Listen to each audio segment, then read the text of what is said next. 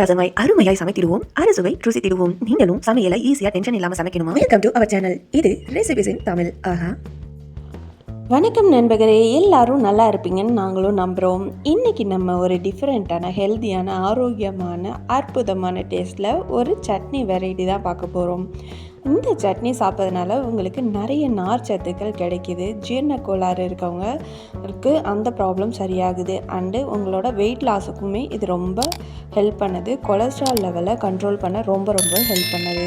இன்றைக்கி நம்ம பார்க்க போகிற சட்னி வெரைட்டி என்னென்னா, பீர்க்கங்காய் தோலில் வச்சு நம்ம சட்னி தான் பண்ண போகிறோம். நம்ம பீர்க்கங்காய் பொரியல், கூட்டு இதெல்லாம் தெரிஞ்சுக்கணுன்னா நம்ம நம்ம சேனலில் வீடியோவாக இருக்குது, அதையும் போய் செக் பண்ணி தெரிஞ்சுக்கோங்க. இப்போது ஒரே ஒரு டேபிள் ஸ்பூன் எண்ணெய் ஊற்றிட்டு ரெண்டு டேபிள் ஸ்பூன் நான் கடலைப்பருப்பு போட்டிருக்கேன். கடலைப்பருப்பு போட்டு நல்லா வறுத்துருங்க.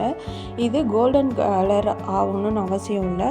இப்போயே நம்ம இந்த பீர்க்கங்காய் தோலை நல்லா பீர்க்கங்காயை கழுவிட்டு, நான் இன்றைக்கி கொஞ்சம் பீர்க்கங்காயோடையே சேர்த்து நான் அந்த தோலை எடுத்து வச்சுருக்கேன்.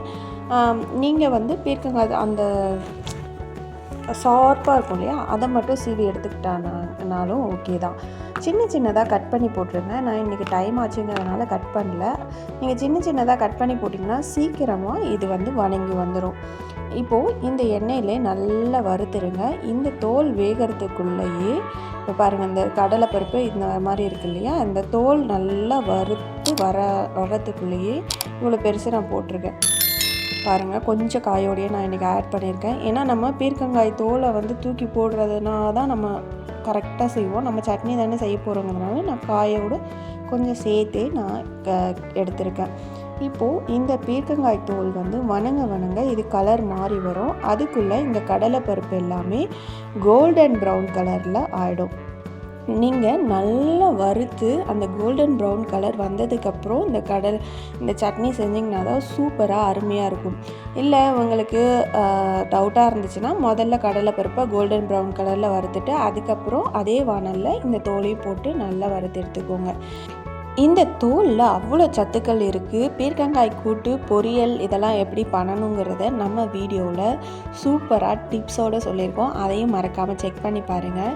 இந்த பீர்க்கங்காய் சட்னி நீங்கள் எப்போல்லாம் எடுத்துக்கலான்னா, நீங்கள் தயிர் சாதத்துக்கு, ரச சாதத்துக்கு, நீங்கள் துவையலில் சாதத்தில் போட்டு பெரட்டி சாப்பிடுவீங்க, அந்த மாதிரி இருக்கிறது அந்த மாதிரி டைமில் கூட எடுத்துக்கலாம். நீங்கள் இது ரொம்ப டேஸ்ட்டாக இருக்கும்.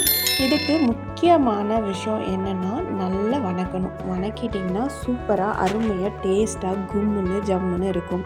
அதே மாதிரி நீங்கள் முதல் நாள் ரொம்ப ஹெவியாக ஃபுட்டு சாப்பிட்றீங்க, எனக்கு ஜீரணம் ஆகலை அப்படின்னு ஃபீல் பண்ணிங்கன்னா, அன்னைக்கு மறுநாள் நீங்கள் எடுத்துக்கிட்டிங்கன்னா உங்களுக்கு ஜீரண கோளாறு எல்லாமே சரியாயிடும். இப்போ பாருங்கள், எனக்கு ஹேர் ஃபால் நிறைய இருக்குங்கிறதுனால நான் இந்த ஆப்பர்ச்சுனிட்டி யூஸ் பண்ணி கருவேப்பிலையும் நான் இந்த சட்னியோடைய ஆட் பண்ணியிருக்கேன். உங்களுக்கு கருவேப்பிலை உங்களுக்கு சேர்த்துக்கணும், உங்களுக்குமே ஹேர் ஃபால் இல்லை இதுலேயும் உங்களுக்கு ஃபைபர் கண்டென்ட் கம்மியாக இருக்குது, இரும்பு சத்து கம்மியாக இருக்குன்னா இது மாதிரி நீங்கள் ஆட் பண்ணி செஞ்சிங்கன்னா உங்களுக்கு டேஸ்ட்டுமே டிஃப்ரெண்ட்டாக இருக்கும். அப்படி உங்களுக்கு கருவேப்பிலையெல்லாம் வேணான்னு ஃபீல் பண்ணிங்கன்னா இந்த பீர்க்கங்காய் தோல் நல்லா வணக்கிட்டு நம்ம இப்போ எல்லாம் பண்ணுறோம் இல்லையா, சேம் அப்படியே பண்ணுங்கள். ஆனால் கருவேப்பிலை மட்டும் போடாமல் செஞ்சிங்கனாலே உங்களுக்கு டேஸ்ட்டு சூப்பராக அட்டகாசமாக இருக்கும். இப்போ பாருங்கள், நல்லா இந்த கருவேப்பிலையை நல்லா எண்ணெயில் வணக்கினையும் தான் இது கரெக்டாக இருக்கும். இப்போது தோலும் நல்லா வணங்கி வந்துடுச்சு. அதே மாதிரி நம்ம போட்ட கடலைப்பருப்புமே நல்லா கோல்டன் ப்ரௌன் கலரில் வந்துடுச்சு. இப்போ இந்த சட்னிக்கு தேவையான ஒரே ஒரு டீஸ்பூன் ஜீரகம், 15 மிளகு, 3 பல் பூண்டு அண்டு 3 வரமிளகாய் போட்டுக்கிறேன். இந்த சட்னி அதே மாதிரி கொத்தமல்லி ஒரு 20 கொத்தமல்லி, எண்ணி பார்த்தா 20 தான் இருக்கும், அந்த அளவுக்கு போட்டிங்கன்னா போதும். இப்போது இதை நல்லா வணக்கி எடுத்துக்கிறோம். ஏன் இப்போ போடுறேன்னா, முன்னாடியே போட்டிருந்தா அது கருகிடும், அதனால தான் நம்ம இப்போ ஆட் பண்ணிக்கிறோம். இப்போ இதை நல்லா வறுத்து எடுத்துக்கோங்க. இந்த சட்னிக்கு முக்கியமான விஷயம் என்னென்னா, நீங்கள் எப்பவும் போடுற காரத்தோட கொஞ்சம் ஒரு பல் உப்பு சொல்லுவோம் இல்லையா, எக்ஸ்ட்ரா போடணுன்னு, அதே மாதிரி கொஞ்சம் காரம் தூக்கலாக இருந்துச்சுன்னா தான் இந்த சட்னி டேஸ்ட்டே வரும். அதே மாதிரி காரம் போடுற அளவுக்கு நீங்கள் ஒரு பல் புளிப்பும் வந்து எக்ஸ்ட்ரா ஆட் பண்ணணும். இந்த காரமும் புளிப்பும் எக்ஸ்ட்ரா இருந்து இந்த சட்னி செஞ்சால் தான் அருமையாக அட்டகாசமாக இருக்கும். இன்றைக்கி நான் ஒரு அரை நெல்லிக்காய் அளவு புளி எடுத்து ஊற வச்சுருக்கேன். இப்போது ஒரு மிக்ஸி ஜாரில் நம்ம வறுத்து வச்சுருக்கிறதெல்லாம் நல்லா ஆற விட்டுருங்க. ஏன்னா மிக்சியில் போட்டு நம்ம அரைக்கக்குள்ளே அதில் ஒரு சூடு இருக்கும்.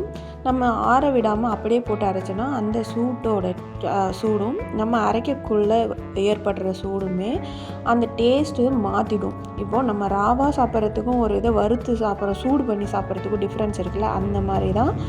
அதனால தான் எல்லாருமே சட்னி அரைக்கக்குள்ளே நல்லா ஆற வச்சு அரைங்கன்னு சொல்கிறாங்க. இப்போது நம்ம ஊற வச்சுருக்க புளியை நல்லா கரைச்சி தண்ணி ஊற்றாமல் முதல்ல அரைச்சிருங்க. இப்போது அந்த புளி தண்ணியை ஊற்றி வேணுங்கிற அளவுக்கு தண்ணி ஊற்றி அரைச்சிருங்க. ரொம்ப தண்ணி ஊற்றிடாதீங்க.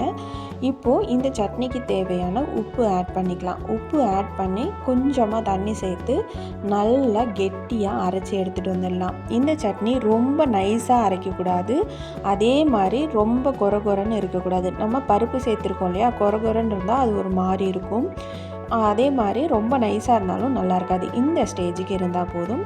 இப்போது இந்த சட்னிக்கு தேவையான ஒரு தாளிப்பு கொடுத்துடலாம்.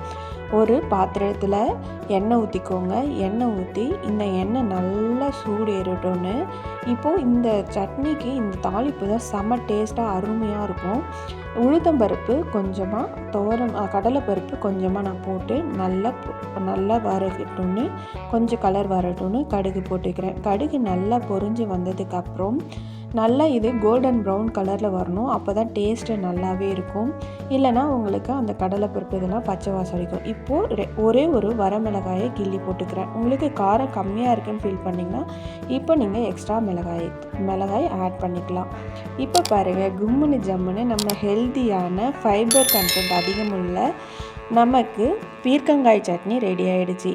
இந்த மாதிரி நீங்களும் டிஃப்ரெண்ட்டாக ஈஸியாக ரொம்ப சுலபமாக நீங்களும் ஹெல்த்தியாக சமைக்கணுமா, நம்ம சேனலில் நிறைய வீடியோஸ் இருக்குது, நிறைய வீடியோ ரெசிபி இருக்குது. ஈஸியாக சமைக்கக்கூடியது, எந்த ஒரு கெமிக்கலும் இல்லாமல். அதையும் செக் பண்ணி பார்த்துட்டு சமைச்சு சாப்பிடுங்க, ஆரோக்கியமாக இருங்க. அதே மாதிரி இந்த சட்னி எப்படி இருக்குன்னு செஞ்சு சாப்பிட்டுட்டு மறக்காமல் கமெண்ட் பண்ணுங்கள். இந்த சட்னி சாப்பிட்றதுனால ரொம்பவே ஹெல்தி நிறைய உங்களுக்கு கிடைக்கும். தயவு செஞ்சு இதை மிஸ் பண்ணிடாதீங்க. பீர்க்கங்காய் எப்போல்லாம் வாங்குறீங்களோ அந்த தோலை சீவி வச்சு ஃப்ரிட்ஜில் 2-3 நாள் வச்சுருந்து கூட நீங்கள் யூஸ் பண்ணிக்கலாம். அன்றைக்கே செய்யணும்னு அவசியம் இல்லை. இது போல் நீங்களும் டிஃப்ரெண்ட்டாக சமைச்சு வீட்டில் இருக்கவங்கள அசத்தணுமா, விரைவாக சமைக்கணுமா, அதே மாதிரி ஹெல்த்தியாக இருக்கணுமா, நம்ம சேனலில் வீடியோ நிறையா இருக்குது. டிப்ஸ் அண்ட் ட்ரிக்ஸோட நீங்களும் சமைச்சு சாப்பிட்டு அசத்துங்க. வீட்டில் இருக்கவங்களையும் ஆரோக்கியமாக வச்சுருங்க. உங்கள் ஆரோக்கியமே எங்களுக்கு முக்கியம்.